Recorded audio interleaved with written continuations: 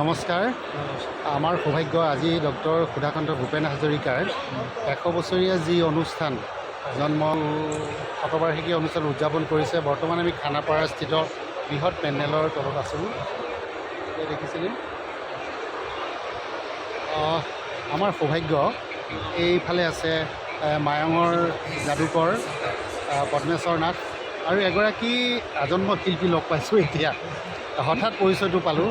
তেওঁ অকণমান কথা পাতিবলৈ মন গৈছে। মই নকওঁ নামটো, তেখেতে নিজে ক'ব। আপোনাৰ নামটো কওক।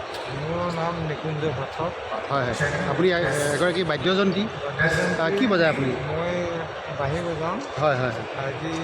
আজি এই অনুভৱটো কেনেকুৱা? ভূপেন হাজৰিকাৰ শতবৰ্ষৰ এই প্ৰাক্ষণত কেনেকুৱা? তেখেতৰ সান্নিধ্যৰ মানে এটা আশীৰ্বাদ পাইছিলোঁ এটা সময়ত। হয়, তেখেতৰ লগত ঘূৰি ফুৰি সেই সান্নিধ্যটো আজি মোৰ হৃদয়ত যিটো মানে উতলিছে, সেই কথাটো লৈহে মই আজি আহিব লগা বাধ্য হৈছোঁ। হয় হয়। কিমান চনৰ পৰা আপুনি ভূপেন হাজৰিকাৰ সৈতে বাদ্যযন্ত্ৰ সংগত কৰিছিলে? 82ত কৰিছিলোঁ। হয় হয়। ক'ত ক'ত প্ৰগ্ৰাম কৰিছিলে? মই ডিফু সাহিত্য সভা, তিনিচুকীয়া, ডুমডুমা এইবিলাকত কৰিছিলোঁ।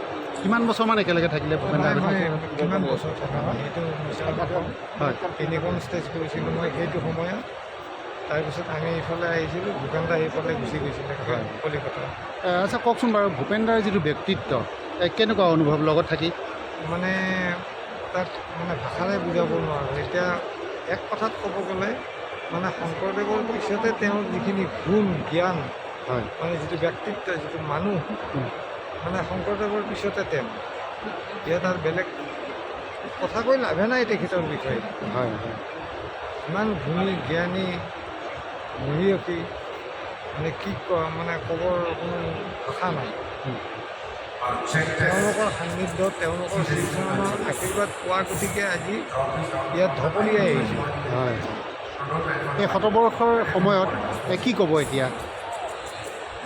কি ক'ম মানে তেখেতৰ চিৰ আত্মাই য'ত বাস কৰি আছে, তেখেতৰ চিৰ আত্মা শান্তিৰ কাৰণে আমি ভগৱানৰ ওচৰত কামনা কৰোঁ।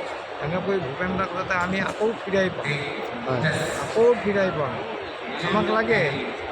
কাৰণ আজিকালি আমি যিবিলাক এতিয়াৰ সময়খিনিত আমি যিবিলাক পাইছোঁ, সেইবিলাক আচলতে আমাৰ হজম নহয়। সেইবিলাক মানুহৰ ওচৰত যেতিয়া আমি সান্নিধ্য লৈ আহিছোঁ, এতিয়া এইবিলাকৰ লগত আমাৰ কোনো মানে উপমাই দিব, তুলনাই কৰিব নোৱাৰোঁ আমি। আমিও বিচাৰিছোঁ ভূপেন দাই কোৱাৰ দৰে আকৌ লোহিতৰে বহল পাৰ প্ৰণিপাত কৰোঁ, জন্ম ল'লোঁ ইয়াতে ইয়াতে মৰোঁ।